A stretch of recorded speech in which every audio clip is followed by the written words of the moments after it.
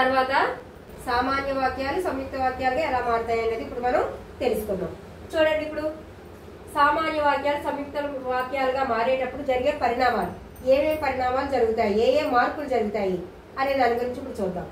స్వరూపనామ పదలోపము. స్వరూపనామ పదలోపము అంటే అక్కడ పేరు అనేది లోపిస్తుంది. ఎక్కువ పేర్లు అదే పేరు రిపీట్ అయినప్పుడు ఏమవుతుందంటే అది పేరు అనేది లోపిస్తుంది. ఏ విధంగా అంటే చూడండి, ఫర్ ఎగ్జాంపుల్ వాణి గుడికి వెళ్ళింది, వాణి పూజ చేసింది. ఇక్కడ ఏం చెప్పమ్మా, స్వరూపనామ పదలోపము అంటే అక్కడ పేరు అనేది లోపిస్తుంది. ఎక్కువ పేర్లు ఒకేసారి వచ్చినప్పుడు ఒక పేరు అనేది మిస్ అవుతుంది అన్నమాట. అక్కడ ఒక పేరును మాత్రమే మనం తీసుకుంటాం. పదే పదే అదే పేరు రిపీట్ అవుతుంది కాబట్టి ఒక పేరును మాత్రమే మనం తీసుకుంటాం అన్నమాట. అలాగే స్వరూప క్రియాపద లోపము, రెండు క్రియాపదాలు కూడా ఒకేలాగా వచ్చినప్పుడు ఒక క్రియాపదాన్ని మాత్రమే మనం తీసుకుంటాము. అలాగే స్వరూప విశేషణ పద లోపము, రెండు విశేషణాలు కూడా ఒకేలాగా వచ్చినప్పుడు ఒక విశేషణాన్ని మాత్రమే మనం తీసుకోవడం జరుగుతుంది. అలాగే సముచ్చయము. సముచ్చయము అంటే మధ్యలోని ఆ వాక్యానికి ఈ వాక్యానికి మధ్యలో మరియు అని కానీ, లేదా, కాబట్టి, కనుక, కావున, కాని, అందువలన మొదలైనవి వచ్చి చేరుతాయి. అంటే ఈ వాక్యానికి ఆ వాక్యానికి మధ్యలో ఇవి వచ్చి చేరుతాయి. చేరొచ్చు, లేదంటే చేరకపోయినా అది వాక్యం అవుతుంది. చేరొచ్చు, చేరకపోవచ్చు. అయితే ఒకే వాక్యంలో రెండు లేదా అంతకంటే ఎక్కువ సమాపక క్రియలు కలిగిన వాక్యమే ఈ సంయుక్త వాక్యం. ఈ లక్షణాలన్నీ కూడా మనకి కనిపిస్తాయి. చూడండి, ఇప్పుడు సామాన్య వాక్యాలు తీసుకుందాం. వాణి గుడికి వెళ్ళింది సామాన్య వాక్యం, వాణి పూజ చేసింది సామాన్య వాక్యం. ఈ రెండు సామాన్య వాక్యాలను కలిపి సంయుక్త వాక్యాల కింద రాయాలి. ఎలా రాద్దామో చూడండి. వాణి గుడికి వెళ్ళింది,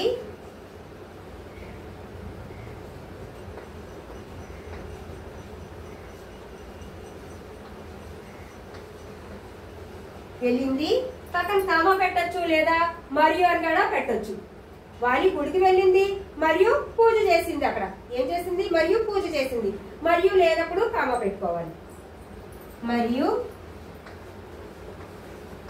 అనేది ఉంటే ఉండొచ్చు, లేకపోతే లేకపోవచ్చు. పెడితే పెట్టచ్చు, పెట్టకపోయినా మనకి పూర్తి అర్థాన్ని ఇస్తుంది. గుడికి వెళ్ళింది, పూజ చేసింది.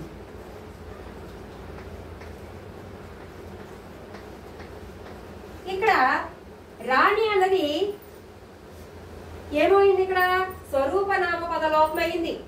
అంటే నామం రెండు సార్లు వచ్చింది కాబట్టి ఒకదాన్నే తీసుకోవడం జరిగింది. ఇక్కడ వాణి గుడికి వెళ్ళింది మరియు పూజ చేసింది. ఇది సంయుక్త వాక్యం. రెండు సామాన్య వాక్యాలు కలిసి ఒక సంయుక్త వాక్యంగా మారింది అన్నమాట. అక్కడ మరియు అన్నది పెడితే పెట్టచ్చు, లేకపోయినా పూర్తి అర్థాన్ని మనకి ఇస్తుంది. వాణి గుడికి వెళ్ళింది, పూజ చేసింది, అలా చెప్పుకోవచ్చు. తర్వాత సుమ అన్నం తిన్నది, సుధ పండ్లు తిన్నది. సుధ సుమ, సుమ సుధ ఏం చేశారు, తిన్నారు. తినడం, తిన్నది, తిన్నది రెండు క్రియలు ఒకలాగే వచ్చాయి. ఇద్దరు తింటున్నారు కాబట్టి క్రియ అనేది రెండు సార్లు వచ్చింది కాబట్టి రెండోది ఏం చెప్పుకున్నాం, స్వరూప క్రియాపద లోపము. అంటే క్రియాపద లోపము ఒకటి లోపించి ఒకటి ఉంటుంది అన్నమాట. ఇక్కడ చూడండి, సుమ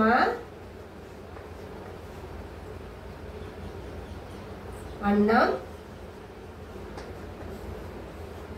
మరియు పెడితే పెట్టచ్చు, పెట్టకపోయినా పర్వాలేదు.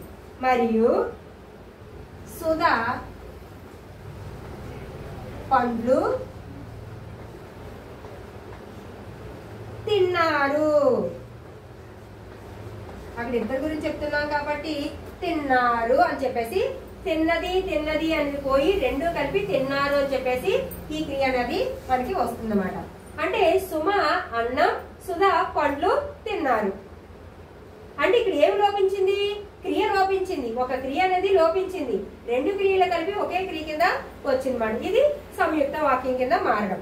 రెండు సామాన్య వాక్యాలు కలిసి ఒకే ఒక సంయుక్త వాక్యం కింద ఈ విధంగా మారుతుందన్నమాట. ఇంకోటి చూడండి, సీత తెలివైనది, గీత కూడా తెలివైనది. గీత తెలివైనది. ఇప్పుడు ఏమిటి రాస్తాము, సీత గీత,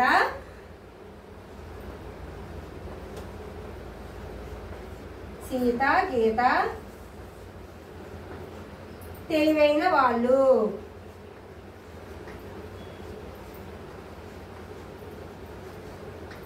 ఇద్దరు కూడా తెలివైన వాళ్ళే. ఇక్కడ ఏం లోపించింది? విశేషణం లోపించింది. తెలివైనది అనేది విశేషణం. ఈ విశేషణం రెండు విశేషణాలు కలిపి ఒకే విశేషణం కింద మారుతుంది అన్నమాట. అంటే సీత గీత తెలివైన వాళ్ళు అని చెప్పేసి సంయుక్త వాక్యం మారుతుంది, సంయుక్త వాక్యం కింద మారుతుంది.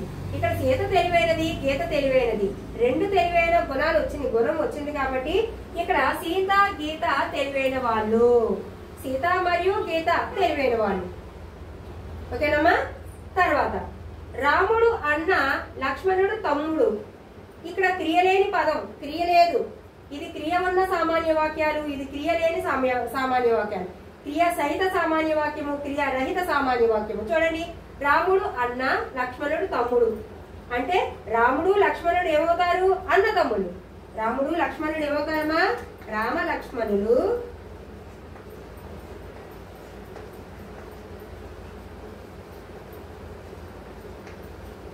అన్నదమ్ములు.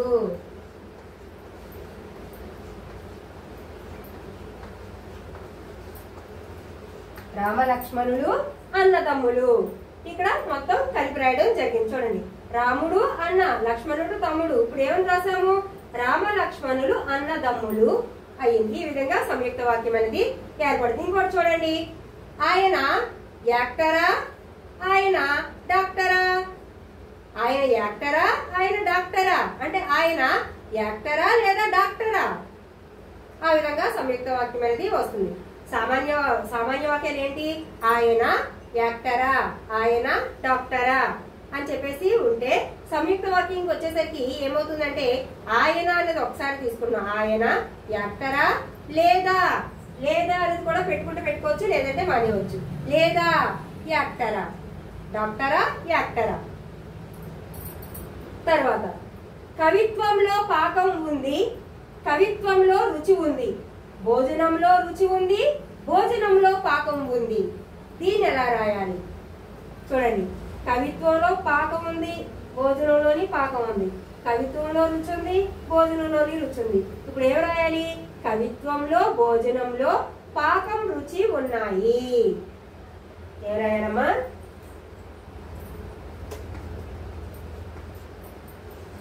కవిత్వంలో, భోజనములో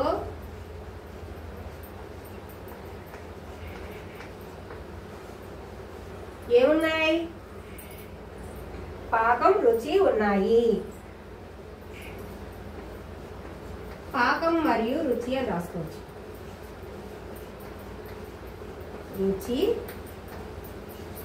ఉన్నాయి. ఈ విధంగా సామాన్య వాక్యాలు సంయుక్త వాక్యాల కింద మారుతాయి. అర్థమైందమ్మా? కవిత్వంలో పాకం ఉంది, కవిత్వంలో రుచి ఉంది, మళ్ళీ భోజనంలోని రుచి ఉంది, భోజనంలోని పాకం ఉంది. కాబట్టి కవిత్వంలోని, భోజనంలోని ఏమున్నాయి? పాకం, రుచి ఉన్నాయి. ఈ విధంగా సంయుక్త వాక్యం అనేది వస్తుంది. అయితే పరిణామాలు ఏ విధంగా ఉంటాయమ్మా? సంయుక్త వాక్యంగా మారేటప్పుడు, సామాన్య వాక్యాలు సంయుక్త వాక్యంగా మారేటప్పుడు ఏమవుతుంది అంటే స్వరూప నామ పదలోపం ఏర్పడుతుంది, నామ పదలోపం ఏర్పడుతుంది, లేదా క్రియాలోపం ఏర్పడుతుంది, లేదా విశేషణ లోపం ఏర్పడుతుంది. ఓకేనమ్మా? అదే విధంగా క్రియారహిత వాక్యాలు కూడా రాముడు అన్న, లక్ష్మణుడు తమ్ముడు, రామ లక్ష్మణుడు అన్నదమ్ముడు. ఈ విధంగా అలాగే చూసారా, ఇది కూడా కవిత్వంలో ఇన్ని వాక్యాలు వచ్చినాయి. 4 వాక్యాల్లోని మనం ఒకే వాక్యం కింద చేసాం. ఎన్ని వాక్యాలన్నా ఉండొచ్చు, ఎన్ని సమాపక క్రియలన్నా ఉండే వాక్యమే ఏంటమ్మా? సంయుక్త వాక్యం. ఎన్నన్నా ఉండొచ్చు, కానీ ఒకే వాక్యం కింద మనం దాన్ని రాయడం జరుగుతుంది. ఇది సామాన్య వాక్యాన్ని సంయుక్త వాక్యం కింద రాయడం. ఓకేనమ్మా? మనం ఏం చెప్పుకున్నాం? సంయుక్త వాక్యం అంటే ఏమిటో చెప్పుకున్నాము, సంయుక్త వాక్యానికి ఉదాహరణలు చెప్పుకున్నాము, సంయుక్త వాక్యాలు ఎలా ఏర్పడతాయో చెప్పుకున్నాము. అలాగే సామాన్య వాక్యాలు సంయుక్త వాక్యాల కింద ఏ విధంగా ఏర్పడతాయని చెప్పేసి నేర్చుకున్నాం కదమ్మా. అయితే మీకు ఈ వీడియో నచ్చినట్లయితే లైక్ చేయండి, షేర్ చేయండి, అలాగే సబ్స్క్రైబ్ చేయండి. మరిన్ని వీడియోల కోసం బెల్ సింబల్ ని యాక్టివేట్ చేసుకోండి.